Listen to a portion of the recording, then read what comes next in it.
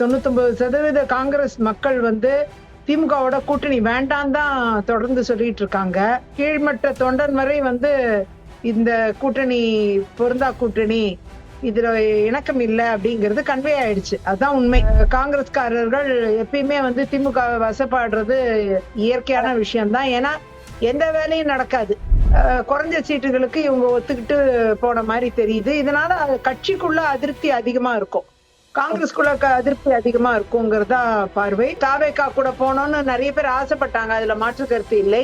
1% தலைவர்களுக்காக 99% தொண்டர்களும் நிர்வாகிகளும் தங்கள் வாழ்க்கையை அர்ப்பணிக்க வேண்டிய கட்டாயத்துல தள்ளப்பட்டிருக்காங்க. இனிமேதான் தெரியும் காங்கிரஸ்குள்ள நிறைய பூகம்பம் வெடிக்கும், இனிமேதான் நிறைய விஷயங்கள் நடக்கும், இனிமேதான் தெரியும். திமுகவோட கூட்டணியினால வரக்கூடிய லாபங்கள் என்னன்னா, அதுல அதிருப்தியா இருக்கக்கூடிய விஷயங்கள், திமுகவோட போக வேண்டாம் அப்படின்னு சொன்ன காங்கிரஸ்காரர்களோட மனநிலை, இது எல்லாமே சேர்ந்து அதிமுகவுக்கு மிகப்பெரிய பலத்தை கொடுக்கும், பாஜகவுக்கும் பலத்தை கொடுக்கும். வணக்கம் மேம். வணக்கம் மேம். இவ்வளவு நாளா இழுபறியா இருந்துட்டு இருந்த காங்கிரஸ் திமுக கூட்டணி இப்ப முடிவாகி இருக்கு மேம், அதை எப்படி மேம் பாக்குறீங்க? விஜய்க்கு ஒரு பெரிய ஏமாற்றம் இருக்கும்னு நான் நினைக்கிறேன். அந்த அளவுல விஜய வச்சு விளையாடிட்டாங்க திமுகவும் காங்கிரஸும், அப்படிதான் தெரியுது. அந்த அளவுல அது ஒரு பொருந்தா கூட்டணி தான். குறிப்பா பாத்தீங்கன்னா அங்க நிறைய அதிருப்தி இருக்கு. 99% காங்கிரஸ் மக்கள் வந்து திமுகவோட கூட்டணி வேண்டாம் தான் தொடர்ந்து சொல்லிட்டு இருக்காங்க. 1% தலைவர்களுக்கு மட்டுமே தான் இந்த கூட்டணி அவசியப்பட்டிருக்கு. அந்த அளவுல வந்து இன்னைக்கு அந்த காங்கிரஸ்ல உள்ள நிர்வாகிகள், தொண்டர்கள், வாய்ப்பு கிடைக்காதவர்கள் எல்லாருமே வந்து ஒரு மாற்று வேணும்னு யோசிச்சிருக்காங்க. காரணம் காங்கிரஸ் கட்சி வளரணும்னு ஆசைப்பட்டிருக்காங்க, அதுல மாற்று கருத்து இல்லை. ஆனா வந்து இவங்க வந்து விஜயோட கூட்டணி போயிருவோம் அப்படின்னு, திமுகவோட கூட்டணியை முறிச்சிருவோன்ட்டு ஒரு பயமுறுத்தி தான் இந்த கூட்டணி செட்டில் ஆன மாதிரி தெரியுது கடைசியில. இருந்தாலும் எதிர்பார்ப்பு பெருசா இருந்திருக்கு, ஏதோ ஒரு நிலைப்பாடுக்கு வந்து அது செட்டில் பண்ணியிருக்கிறாங்க. ஆக மொத்தம் வந்து கீழ்மட்ட தொண்டன் வரை வந்து இந்த கூட்டணி பொருந்தா கூட்டணி, இதுல இணக்கம் இல்லை அப்படிங்கிறது கன்வே ஆயிடுச்சு. அதுதான் உண்மை. மேம், இந்த திமுக காங்கிரஸ் கூட்டணியால யாருக்கு லாபம், யாருக்கு நஷ்டம்? திமுகவுக்கு எதுவும் இந்த காங்கிரஸ் இணைஞ்சதுனால எதுவும் லாபம் இருக்கா மேம்? திமுகவுக்கு மதச்சார்பற்ற ஒரு முகத்தை தர்றது காங்கிரஸ் நம்புறாங்க. அதே மாதிரி காங்கிரஸை பொறுத்த வரைக்கும் திமுகவோட பயணிக்கிறதா அவங்களுக்கு வந்து தொகுதிகள்ல வேலை பார்க்க ஆள் இருக்கும். மற்றபடி பாத்தீங்கன்னா அவங்களுக்குள்ள அண்டர்ஸ்டாண்டிங்கிறது பெருசா எப்பயுமே இருக்காது இல்ல. ஏன்னா திமுக ஜெயிச்சு வந்த உடனேயே காங்கிரஸுக்கு எதுவும் செய்ய மாட்டாங்க, அது இயற்கையா உள்ளதுதான். அந்த அளவுல வந்து காங்கிரஸ்காரர்கள் எப்பயுமே வந்து திமுக வசப்பாடுறது இயற்கையான விஷயம்தான். ஏன்னா எந்த வேலையும் நடக்காது, எதுவுமே செய்ய மாட்டாங்க. காங்கிரஸ் நபர்கள் போய் என்ன கேட்டாலும் எதுவுமே நடக்காது. திமுகல ஒரு இறுக்கமான ஒரு சூழ்நிலை தான் இருக்கும். ஆனா தேர்தல் நேரத்துல திமுக காங்கிரஸை பயன்படுத்திக்கும். காங்கிரஸும் இப்ப வந்து விஜய் 3வது ஒரு சக்தி வந்ததால விஜய காமிச்சு காங்கிரஸும் மிரட்டி ஏதோ சீட்டுகளை செட்டில் பண்ண மாதிரி எனக்கு தெரியுது. இனிமேதான் நீங்க பார்க்க போறீங்க, நிறைய பேர் விஜய் கட்சிக்கு மாறி போறதுக்கு வாய்ப்பு இருக்கும். நிறைய அதிருப்தியாளர்கள் நிறைய பேர் இருப்பாங்க, வாய்ப்பு இல்லாதவங்க நிறைய பேர் இருப்பாங்க. அப்படிப்பட்ட சூழ்நிலையில இருக்க நிறைய பேர் வந்து இனி பிற கட்சிகளுக்கு போறதுக்கான வாய்ப்புகளை இனிமேதான் நம்ம பார்க்க முடியும். அது களத்துல நடக்கும், அதெல்லாம் நடக்கும். இது ஒரு பொருந்தா கூட்டணிங்கிறது நிரூபணமான ஒன்று. கீழ்மட்ட தொண்டர்கள் வரைக்கும் அங்க வந்து ஒரு பெரிய அட்டாச்மெண்ட் இருக்க வாய்ப்பு இல்லை. Okay ma'am, okay ma'am. 40 தொகுதி வேணும், ஆட்சியில பங்கு வேணும், அதிகாரத்துல பங்கு வேணும்னு கேட்டுட்டு இருந்தவங்க இப்ப 28 சீட்டுக்கும் ஒரு ராஜ்யசபா சீட்டுக்கும் மனசு மாறி திமுக கூட இணைஞ்சிட்டாங்களே மேம், என்ன காரணமா இருக்கும்? எதுக்கு இப்படி? ஆனா அவங்க ஸ்ட்ராங்கா இருந்துட்டு இருந்தாங்க காங்கிரஸ், இப்ப திடீர்னு ஒரு மாற்றத்துக்கான காரணம் என்ன மேம்? இல்ல, அதாவது அவங்க கடைசியா அவங்க திரு சிதம்பரத்தை கூட்டிட்டு போய் பேசினாங்க. குறைஞ்ச சீட்டுகளுக்கு இவங்க ஒத்துக்கிட்டு போன மாதிரி தெரியுது. இதனால கட்சிக்குள்ள அதிருப்தி அதிகமா இருக்கும், காங்கிரஸ்குள்ள அதிருப்தி அதிகமா இருக்குங்கிறதா பார்வை. அது வந்து நிச்சயமா தேர்தல்ல வெளிப்படும். நீங்க சொன்ன மாதிரி மேம், தாவேகா வந்து காங்கிரஸ் கேட்கிற சீட்டை கொடுக்கறதுன்னு சொன்னாங்க, ஆட்சியில பங்கு, அதிகாரத்துல பங்கு எல்லாத்துக்கும் ஓகே சொன்னாங்க. ஆனா தாவேகா வந்து நாங்க திமுக சொல்லும்போது நாங்க தாவேக்கா போயிருவோம்னு சொல்லி ஏமாத்துனாங்க. ஆனா தாவேக்கா கூட கூட்டணி வைக்காததுக்கு காரணம் என்ன மேம்? தாவேக்கா கூட போனோம்னு நிறைய பேர் ஆசைப்பட்டாங்க. அதுல மாற்று கருத்து இல்லை. ம். ஆனா அதற்கென்று அவங்க தலைவர்கள் மத்தியில சில ஆதாயங்கள்னால அவங்க ஏத்துக்க முடியல. அவங்க மீண்டும் திமுகவோடய கண்டினியூ பண்றதுக்கு தான் அவங்க முயற்சி பண்ணியிருக்காங்க. அதான் பார்க்க வேண்டிய ஒன்று.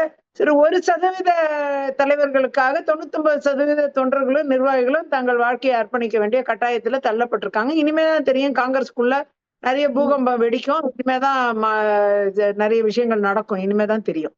Okay ma'am. இப்போ தாவேகா காங்கிரஸ் கூட்டணி இல்லாம ஒன்றுக்கிட்டே நிக்கிறாங்க மேம். இப்போ அதுக்கு அடுத்ததா தாவேகா எதுவும் அதிமுகவோட கூட்டணி வைக்கிறதுக்கான வாய்ப்புகள் இருக்கா? அதிமுகவோட இணைஞ்சிருமா தாவேகா? இல்ல, இப்பத்துக்கு அவங்க தனியா தான் பயணிப்போம்னு சொல்லியிருக்காங்க.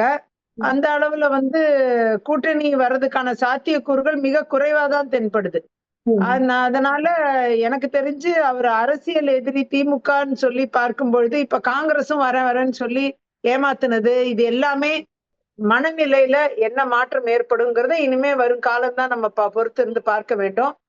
ஆகையால திமுக எடுத்த முடிவுகள் எதுவா இருந்தாலும் அது காங்கிரஸுக்கு சாதகமா இருக்குமா பாதகமா இருக்குமா என்றெல்லாம் நாம இனிமே வரக்கூடிய காலங்கள்ல தான் அதை பார்க்க வேண்டிய ஒன்று. அதே மாதிரி தாவேகாவை பொறுத்தவரை தனித்து பயணிக்கிறதுனால என்ன லாப நஷ்டங்கள் அப்படிங்கறத அவங்களும் கணக்கிட்டு பார்க்கக்கூடிய ஒரு சூழ்நிலை வரும்.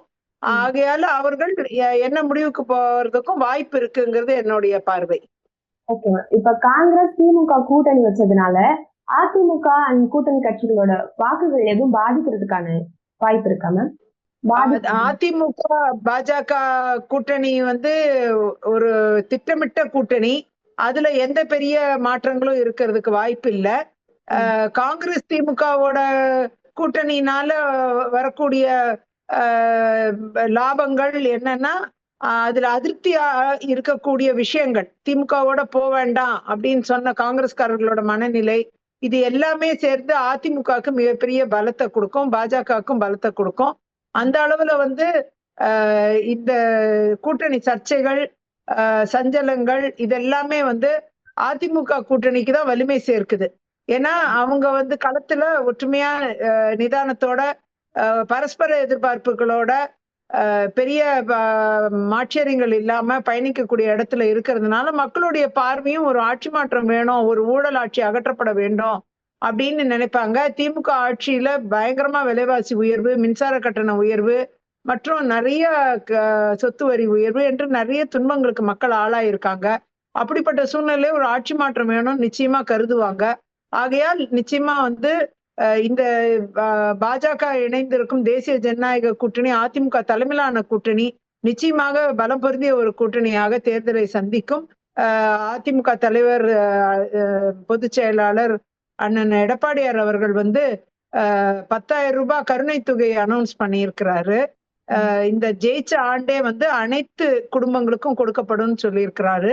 அது போக மாதம் 2,000 மகளிர் உரிமை தொகை உயர்த்தப்பட்டு ஒரு ஆண்டுக்கு 24,000 மகளிர் உரிமை தொகை, கோடைக்கால தொகை 2,000 இணைத்து 26,000, அதோட பொங்கல் தொகுப்பு 1,000 பிளஸ் தொகுப்பு 27,000 என்று கிட்டத்தட்ட அது கூட ஒரு 10,000, 37,000 ரூபாய் இந்த ஆண்டே ஒரு குடும்பத்து கையிலயும் இருக்கக்கூடிய சேரக்கூடிய வாய்ப்பு இருக்கு. அதிமுக தலைமையிலான தேசிய ஜனநாயக கூட்டணி வெற்றி பெற்று ஆட்சி அமைக்கும் பொழுது நிச்சயமாக இந்த வரும் ஆண்டே நிறைய துயரப்பட்ட மக்களுக்கு துயரத்திலிருந்து மீட்பதற்கான நிறைய விஷயங்களை அறிவிச்சிருக்கிறாரு. அதே மாதிரி இந்த ஆண்கள் பெண்கள் இருவருக்குமான இந்த பஸ் பயணம் என்பது ஒரு நபருக்கு 2,000 குறைகிறது குறைஞ்சபட்சம். அப்படி பார்க்க போனா ஒரு பெண்ணுக்கும் ஆணுக்கும் ஒரு குடும்பத்துல அவங்களோட பிள்ளைகள் என்று எடுத்துக்கொண்டா 4 பேர் பயன் பெறலாம். அப்போ 8,000 ரூபாய் ஒரு மாசம் பலன் அளிக்கும். ஒரு 37,000 பிளஸ் 8,000 அப்படி பார்க்க போனா கிட்டத்தட்ட 45,000 ரூபாய் இந்த வரும் ஆண்டு மக்கள் கையில 45,000 ரூபாய், கிட்டத்தட்ட 50,000 ரூபாய் மழைக்கால நிவாரணம்னு ஏதாவது வந்துச்சுன்னா அதையும் சேர்த்தா, அதே மாதிரி விவசாயிகளுக்கான பங்களிப்பு என்பது, மானியம் என்பது மத்திய அரசால் வழங்கப்படக்கூடிய அந்த 6,000 இதெல்லாம் சேர்த்தீங்கன்னா கிட்டத்தட்ட 50,000 ரூபாய் ஒரு குடும்பத்திலும் கையில இருக்கும். இதை தாண்டி ஊரக வேலைவாய்ப்பு என்று பார்க்க போனா அந்த ஊரக வேலைவாய்ப்பு திட்டத்தின் கீழ் 100 நாளா இருக்கக்கூடியது 125 நாளாக பிரதமர் மோடி அவர்களால் அறிவிக்கப்பட்டாச்சு ஏற்கனவே. அது வந்து அண்ணன் எடப்பாடியார் அவர்களின் ஆட்சி அதிமுக தலைமையிலான ஆட்சி அமையும் பொழுது அது 150 நாட்களாக உயர்த்தப்படும். அது வழியாவும் வந்து ஒரு மாதத்திற்கு 20,000 ரூபாய்க்கு மேல ஒரு பெண் கையில, பணியாற்றும் பெண் கையில இருக்கும். அப்படி ஒரு ஆண்டுக்கு 2,40,000 ரூபாய் ஏர்ன் பண்ணக்கூடிய கெப்பாசிட்டி வந்துரும். அதே மாதிரி தொழில் முனைவோர் திட்டத்திலையும் மாதம் 10,000 ரூபாய் வழங்கக்கூடிய திட்டம் வந்து 2 லட்சம் ரூபாய் வரை ஒரு பூக்கடை, இந்த மாதிரி சின்ன சின்ன கடைகள், டெய்லர் கடை, இது மாதிரி வச்சிருக்கிற பெண்கள் யாருக்குனாலும் 10,000 ரூபாய் இந்த ஜீவிகா தீதி திட்டம் வந்து இப்ப எல்லா இடத்துலயும் அமல்ல வந்துருச்சு. எல்லா மாநிலத்திலயும் பாஜக ஆளுகிற மாநிலங்கள்லாம். தமிழ்நாட்டிலயும் அது வரும்பொழுது 2 லட்சம் ரூபாய் வரை அந்த நிதியம் வந்து பெண்கள் கையில இருக்கும். அப்படி பெண்கள் லட்சாதிபதிகள் என்ற திட்டம் நிறைவேறுவதற்கான சாத்தியக்கூறுகள் தமிழ்நாட்டுல ஏற்படும். அந்த திட்டத்தை உள்ளேயே வரவிடல. ஆபா இன்சூரன்ஸ் திட்டத்தை 10 லட்சம் ரூபாய் திட்டத்தை தமிழ்நாட்டுக்குள்ள வரவிடல திமுக. இந்த மாதிரி தொழில் முனைவோர் திட்டங்களையும் வரவிடல. இந்த மாதிரி எல்லா விஷயத்தையும் தடுத்து நிறுத்த திமுகவை அகற்றினா நிச்சயமா எல்லா விஷயங்களும் மத்தியிலிருந்தும் இணக்கமான ஒரு அரசு அமையும் பொழுது மத்தியிலிருந்து வர வேண்டிய விஷயங்களும் வந்து சேரும். விலைவாசியை குறைப்பதற்கான திட்டங்களையும் அதிமுக தலைமையிலான அரசு எடுக்கும். அது நிச்சயமா வெற்றி பெறும். அந்த அளவுல நம்மளுடைய கஷ்டங்கள்லாம் தீர்வதற்கான மிகப்பெரிய வாய்ப்பு ஏற்படும். ஆகையால் மக்கள் வந்து 1க்கு 2 முறை சிந்தித்து இந்த திமுகவை ஆட்சியிலிருந்து அகற்றக்கூடிய ஒரு ஆட்சி மாற்றத்தை வரக்கூடிய அளவுக்கு வாக்குகளை அளித்து அதிமுக தலைமையிலான தேசிய ஜனநாயக கூட்டணி வெற்றி பெற செய்து இந்த ஆட்சி அமைமையானால் இது எல்லாம் வந்து சேரும். நமக்கும் நிம்மதி ஏற்படும். ஆகையால் மக்கள் சிந்திக்கணும், பெண்களாகிய நாம் சிந்திக்க வேண்டும் என்று கேட்டுக்கொள்கிறேன். இந்த ஆட்சி மாற்றம் ஒன்றுதான் தீர்வு என்பது என்னுடைய ஆழமான கருத்து. Okay ma'am. மேம், பல்வேறு கருத்துக்களை பகிர்ந்து கொண்டமைக்கு நன்றி மேம். நன்றி, வணக்கம்.